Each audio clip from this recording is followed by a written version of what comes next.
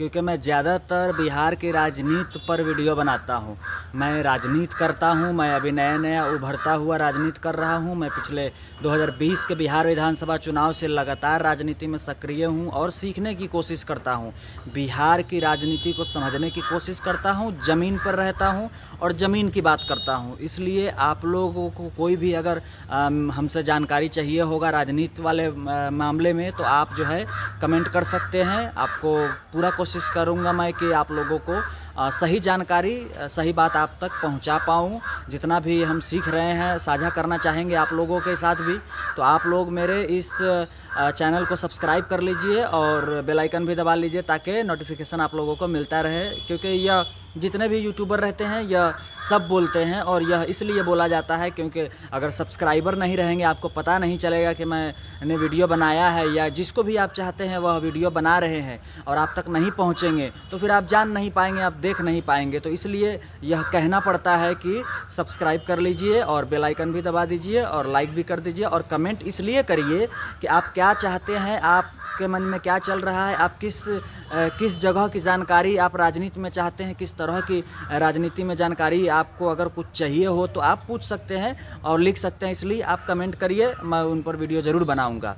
बिहार में आजकल ज़मीन का सर्वे चल रहा है, तो बिहार में सर्वे का चारों तरफ होड़ मचा हुआ है सर्वे को लेकर। हालांकि अभी शहरी जो क्षेत्र है, जो शहर है, जैसे जो शहरी होता है, जैसे कि नगर पालिका हो गया, नगर निगम हो गया, जिला तालुका हो गया, ये सब नगर परिषद, नगर पंचायत, इन जगहों पर अभी नहीं होगा। ग्राम पंचायत में सिर्फ हो रहा है, यानी ग्रामीण में, गाँव में सिर्फ हो रहा है सर्वे। तो उतना चिंता करने की ज़रूरत नहीं है। सही जानकारी अगर आप लोगों को मिल जाएगा तो इतना इधर उधर भाग भगवल की ज़रूरत नहीं पड़ेगी। तो इसलिए पहले समझ लीजिए, उसको बैठकर इधर उधर भागने की ज़रूरत नहीं है। सर्वे का काम चल रहा है तो उसमें पहला जो काम है आप लोगों को जो कराना है वह है वंशावली का काम। तो वंशावली बन रहा है काफ़ी, अब धीरे धीरे डिटेल आ रहा है, तो धीरे धीरे जानकारी लोगों को मिलता है। तो उसी कड़ी में पहले यह था कि सिर्फ सरपंच ही बना सकता है, आज भी सरपंच ही बना रहा है वंशावली। लेकिन अगर सरपंच आपको वंशावली नहीं दे रहा है तो प्रपत्र जो 3 है, जो फॉर्म जो है 6-7 पेज का फॉर्म होगा, देखिएगा उसमें पहले ही पेज में आपको देखिएगा, पहले या सेकंड पेज में है, उसमें एक खांचा बनाया हुआ, बॉक्स बनाया हुआ होगा। उसी बॉक्स में आपको लिख देना है ऊपर जो जिनके नाम से खतियान है, अब जिसका आप ज़मीन है, आप तो मान लीजिए वंशावली बनवाइएगा ज़मीन से ही रिलेटेड, ज़मीन के लिए ही, सर्वे के लिए ही वंशावली बनाइएगा। तो जिनके नाम से ज़मीन है, अगर वो दुनिया में नहीं है तो उनका वंशावली की ज़रूरत पड़ सकता है। तो जिनका जो दुनिया में नहीं है, जिनके नाम से ज़मीन है, उनका पहले नाम लिख लीजिए। उसके बाद उनके नीचे ऐसा लकीर एक ये डाल दीजिए, और उसके बाद से फिर लंबा खींच कर एक लकीर, और उसके नीचे जितने भी उनके बेटा बेटी जो भी है, जो लोग जीवित हैं, बस जो जीवित है वहीं तक आपको बनाना है। बस जहाँ जो मर गए और जो मरने के बाद जो अभी जीवित है, बस वहीं तक, उसके अलावा सबका जोड़ने का ज़रूरत नहीं है। सर्वे में बस उतने की ही ज़रूरत है। और अगर आपके नाम पर ज़मीन है और आप जीवित हैं, स्वयं जीवित हैं, तो आपको ज़रूरत नहीं है वंशावली की, क्योंकि आप तो खुद जीवित है, आपके नाम पर ज़मीन है। तो इसलिए ज़्यादातर तो खतियानी लोगों को ही ज़रूरत पड़ सकता है। हालांकि अगर पिताजी ने भी ख़रीदा है ज़मीन, दस्तावेजी है, ख़रीदा हुआ ज़मीन है, तो उसकी वंशावली आपको ज़रूरत पड़ेगी। लेकिन वैसा ही बस जो जैसे कि पिताजी है तो पिताजी दुनिया में नहीं है तो पिताजी का नाम लिख लीजिए और उसके नीचे आप अपना नाम लिख लीजिए, बस हो गया। इतने की ज़रूरत है, बहुत ज़्यादा तामझाम नहीं है, कुछ भी नहीं है, इतना चिंता करने का कोई ज़रूरत नहीं है। जो ज़मीन है आपको लगता है कि हाँ ये मेरा ज़मीन है, या आपको पता है कि ये मेरा ही ज़मीन है, उसको एक पक्का, जैसे कि बंटवारा अगर हो गया हुआ, अगर आपका बाउंड्री किया हुआ है या डरेरा बांधा, हमारे बिहार में डरेरा बोलते हैं, जो मट्टी से डरेरा बांधा हुआ रहता है, अगर डरेरा बांधा हुआ है तो कोई चिंता का ज़रूरत ही नहीं है। और अगर डरेरा नहीं बांधा हुआ है, पट्टेदार लोग भी उसमें हिस्सा में है, जोत रहा है, तो आप अपना हिस्सा लगाकर डरेरा बांध लीजिए। और उसके बाद जब सर्वे आएगा तो बता दीजिएगा कि यह मेरा सर्वे है, उसका चौहद्दी लिख कर आप रख लीजिए, चारों तरफ का चौहद्दी लिख कर रख लीजिए, कितना लंबाई है, कितना चौड़ाई है, उत्तर दक्षिण पूर्व पश्चिम, ये सब लिख कर रख लीजिएगा। तो क्या है, सर्वे में आसानी होगी आप लोगों को। तो ये सब कर लीजिएगा, इससे ज़्यादा बहुत ज़्यादा इसमें तामझाम नहीं है। ज़मीन अगर आपके कब्जा में है तो चिंता का बात ही नहीं। अगर आपके कब्जा में नहीं है, कोई दबंग आदमी अगर आपके ज़मीन को कब्जा किए हुआ है और आपके पिताजी का ज़मीन है या आपका ज़मीन है या आप खरीदे हुए हैं लेकिन कब्जा नहीं कर पा रहे हैं, तो चिंता करने की कोई ज़रूरत नहीं है। क्योंकि जिसके पास कागज़ होगा, जिसके नाम से कागज़ होगा, ज़मीन उसी की होगी। और यह सदियों से चला आता है, हमारे पूर्वज भी कहते आए हैं और सारा लोग यह जानता है, कागज़ जिसका बोलेगा ज़मीन उसी का होगा, कोई किसी का छीन नहीं सकता है ज़मीन। दबंगई के तौर पर कुछ दिन के लिए कब्जा कर लेगा, लेकिन जब सर्वे होगा, सर्वे हो ही रहा है तो ज़मीन आपकी होगी। ऐसा नहीं है कि अगर आपके नाम से कागज़ है और कोई और कब्जा किया हो तो ज़मीन उसका हो जाएगा, ऐसा नहीं है। ज़मीन आपके ही अगर नाम से है तो ज़मीन आपका हो जाएगा। ऐसा नहीं है कोई कब्जा किया हुआ तो उसको भी तो दिखाना पड़ेगा ना ज़मीन, कि भाई ये जो कब्जा किया है तो यह ज़मीन आखिर आप कैसे कब्जा किए, इसका कागज़ दिखाइए, तब ना सर्वे में नाम आएगा। तो ये सोचने वाली बात है। बाकी बहुत सारे जगह आप लोगों को पता होगा कि सरकारी ज़मीन पर लोग घर बना के रह रहे हैं जिनका कोई कागज़ वागज़ नहीं है, तो उन लोगों को थोड़ा दिक्कत हो सकता है। दिक्कत ये हो सकता है कि क्योंकि उनके पास कोई कागज़ ही नहीं है। और बहुत सारे लोग हैं जो सरकारी ज़मीन पर अपना घर बनाकर बहुत सालों से रह रहे हैं, 50 साल 100 साल से रह रहे हैं। गरीबी के दौर में ज़िंदगी गुजर रहा है। हमारा बिहार तो वैसे भी देश का सबसे गरीब राज्य है, तो यहाँ अक्सर है ऐसा, हर गाँव हर मोहल्ले में आपको मिलेगा, ऐसा नहीं है। सब जगह पर सरकारी ज़मीन पर लोग घर बनाकर रह रहे हैं, उसकी भी चिंता करने की ज़रूरत नहीं है। अगर ऐसा कोई स्कीम नहीं है कि सरकार उसको खाली ही करा देगी, सबको खाली करा देगी, इतना सारा सालों से लोग रह रहे हैं। लेकिन यह हो सकता है कि सरकार यह फैसला ले सकती है कि जो सरकारी ज़मीन है उस पर 2 डिसमिल या 1 डिसमिल जो भी हो, 5 धूर या 10 धूर सरकार सबके नाम से अलॉट कर सकती है। यह मतलब एक बात मैं बता रहा हूँ, हालांकि तो सरकार का फैसला होगा, जो भी करना होगा वो करेंगे भाई, उसमें तो कुछ नहीं है टीका टिप्पणी वाला बात। लेकिन एक बात मैं बता रहा हूँ कि ऐसा सरकार फैसला ले सकती है, क्योंकि किसी को आप कैसे उजाड़िएगा और कहाँ उजाड़िएगा, तो वो लोग जाएंगे कहाँ? गरीब लोग हैं, यहीं बिहार के लोग हैं, तो वो लोग कहाँ जाएंगे?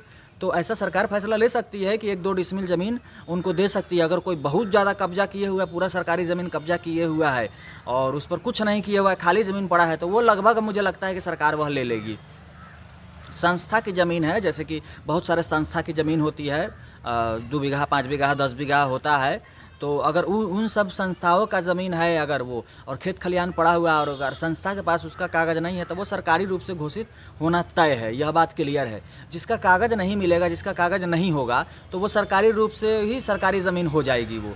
तो उसमें से लोगों को बसाया जा सकता है, हो सकता है सरकार का स्कीम होगा, क्योंकि सरकार को ज़मीन की अब ज़रूरत पड़ रही है, क्योंकि बिहार में आबादी बढ़ रहा है धीरे धीरे, तो ज़मीन की तो ज़रूरत पड़ेगी ना। हर शहर हर सिटी में आपको गार्डन की ज़रूरत पड़ेगी, तालाब की ज़रूरत पड़ेगी, नाला बनाने का ज़रूरत पड़ेगा, बड़ा बड़ा पानी निकासी का ज़रूरत पड़ेगा। तो ये सब सरकारी ज़मीन में ही होता है सब काम। बहुत सारा संग्रहालय, बैठक बनाने का ज़रूरत पड़ेगा, पार्क, ये सब ज़रूरत पड़ती है। तो इन सब के लिए सरकार को तो ज़मीन चाहिए ना, तो सरकारी ही ज़मीन पर ये सब काम होता है। नया नया रोड पास कराना हो, रोड बनाना हो, तो ये सब सरकारी ज़मीन पर ही काम होता है। तो इसलिए इन सब चीज़ों की ज़रूरत पड़ सकती है। तो बाकी देखते हैं समय आने पर क्या होगा नहीं होगा, ये तो समय बताएगा कि सरकारी ज़मीन का क्या होता है। बहुत सारे लोग रहते हैं सरकारी ज़मीन पर, घर बना के रह रहे हैं, सबको खाली कराना तो पॉसिबल नहीं है बिहार के अंदर में, क्योंकि वो भी बिहार के ही लोग हैं और वो लोग जाएंगे कहाँ अगर खाली हो जाता है तो। बाकी जिनके नाम से ज़मीन है उनका तो मैंने बता ही दिया है, और खतियान का भी मैंने बता ही दिया है। दूसरा, बिहार में एक बहुत बड़ा मसला चल रहा है बिजली को लेकर, बिजली मीटर को लेकर। ये बिहार का मामला है, और बहुत ज़्यादा स्मार्ट प्रीपेड मीटर जो बिहार में चल रहा है, जो लगाया जा रहा है, हर घर में लगाने का बात किया जा रहा है कि हर घर में लगाना है उसको स्मार्ट मीटर। तो स्मार्ट मीटर को लेकर लगभग समझिए कि पूरे बिहार के हर ज़िले में धरना प्रदर्शन लगभग हो ही चुका होगा। हर पावर हाउस में रोज़ आप देखिएगा कि भीड़ भड़ाका होता रहता है, चिल्ला चिल्ली होता रहता है कि स्मार्ट मीटर जो है सही से काम नहीं कर पा रहा है। इसी बात को लेकर होता रहता है कि पैसा डालते ही पैसा कट जा रहा है। अब गरीब लोग हैं भाई, उतना पैसा कमाने वाला लोग नहीं है, और बिजली की आवश्यकता सबको है, ऐसा नहीं है। देखिए, सोचने समझने की बात है। सब लोग हमारे अपने हैं, बिहार के जितने भी लोग हो या देश के जितने भी लोग हो, जो लोग रहते हैं यहाँ सब हमारे अपने हैं। तो किसी पर उल्टा टिप्पणी नहीं करनी चाहिए। मान लेते हैं कोई अमीर आदमी है तो वो 10,000 का बिल भर देगा, लेकिन कोई गरीब आदमी है, उसके पास खाने कमाने को नहीं है, तो उसकी सुविधा होनी चाहिए इस देश में, क्योंकि सब देश में ऐसा होता है, तो हमारे देश में भी होनी चाहिए। उसको बिजली फ्री मिलनी चाहिए। ऐसा काम ही नहीं, फिर नहीं होगा, फिर ऐसा हल्लांगा में होबे नहीं करेगा। एक मरई का घर है, उसका एगो बल्ब जल रहा है, एगो पंखा जल रहा है, उसका अगर बिल आ जाएगा 20,000 का, वो कहाँ से भरेगा बताइए? 100 रुपया 50 रुपया डेली कमाने वाला आदमी, चाहे वो भी नहीं 2 दिन 4 दिन पर 300 रुपया कमा के लाता है आदमी, वो खाएगा कि वो बिजली का बिल भरेगा? आप बताइए। यहाँ मरेगा नहीं ना लोग, मरने के लिए नहीं ना पैदा हो रहा है लोग। तो यह बिहार के सरकार की जिम्मेदारी है। बिजली विभाग वालों की जिम्मेदारी कितनी है पता नहीं, लेकिन बिहार सरकार और केंद्र सरकार की जिम्मेदारी बनती है। सरकार इसी काम के लिए होती है, इसको समझने की ज़रूरत है। सरकार किस लिए होती है, नेता किस लिए होता है? इन्हीं सब चीज़ों को मैनेज करने के लिए होता है ना। तो इसलिए इन सब चीज़ों पर सरकार को फोकस करनी पड़ेगी। बिहार में लगभग हर गांव हर मोहल्ले में यह प्रॉब्लम चल रहा है कि बिजली का मीटर में धांधली चल रहा है। जब पैसा डालते हैं पैसा कट जा रहा है, उसके बाद जब पैसा कट जा रहा है, स्मार्ट मीटर लगा है तो लाइटें कट जा रहा है। अब लाइट की ज़रूरत तो सबको है, लाइट कट जा रहा है तो आप पावर हाउस में जाइएगा, दौड़िएगा तो पावर हाउस में कोई सुनने वाला नहीं है, कोई समझने वाला नहीं है, कोई बताने वाला नहीं है, तो मसला हो जा रहा है इसमें। अब लोग दौड़ रहा है, फिर हार पछता के कर्जा पैसा लेके पैसा भर रहा है, फिर वही हाल हो जा रहा है। तो इसलिए लोग गुस्सा कर और धरना प्रदर्शन कर रहे हैं, चिल्ला चिल्ली कर रहे हैं। सरकार को इस पर ध्यान देने की बहुत ज़रूरत है। बिजली रोज़मर्रा की ज़िंदगी का एक समझिए कि एक हिस्सा हो गया है। आपको बिजली के ही सरकार को सोचनी चाहिए, बिजली विभाग वाले को भी बैठ के मीटिंग करके समझनी बुझनी चाहिए। ऐसा नहीं है कि सबके पास पैसा है बिहार में, इतने तो करोड़पति हो नहीं गया है बिहार का लोग। लगभग बिहार का लोग सारा डेटा सरकार के पास रहता है, सबके पास डेटा है। बिहार का 50% आबादी आज भी वैसा ही भुखमरी का गाड़ी पर गुजरा हुआ। 50% लगभग खाने पीने लायक हो गया, बेचारा अपना कमा रहा है 500 1000 अगर कमाने लायक हो गया है तो वो लोग का थोड़ा घर ठीक ठाक चल रहा है, खाने कमाने लायक। लेकिन जो बाकी जो बिहार के लोग हैं उनका तो बहुत मसला है, सब जानते हैं। तो इस पर बिहार सरकार को सोचने की ज़रूरत है। सब अपने लोग हैं, विचार करने की ज़रूरत है बिहार सरकार को। बाकी आप लोग कमेंट करिएगा, जिस मुद्दे पर कमेंट करिएगा उस पर अपनी बातों को अपने एक्सपीरियंस को साझा करने का कोशिश करेंगे। आप लोग हमारे इस वीडियो को पूरा देखिए और शेयर करिएगा और सब्सक्राइब तो करके ही जाइएगा, क्योंकि सब्सक्राइबर बढ़ेंगे तभी तो हम लोग मेहनत करते हैं इतना और जोखिम लेकर वीडियो बनाते हैं। तो आप लोग नहीं सपोर्ट करिएगा तो कौन करेगा। इसलिए आप लोग सपोर्ट करिए और कमेंट बॉक्स में अपना कमेंट ज़रूर करिएगा कि किस मुद्दे पर हमको वीडियो बनानी चाहिए। तो मैं पूरा कोशिश करूँगा और आप लोगों को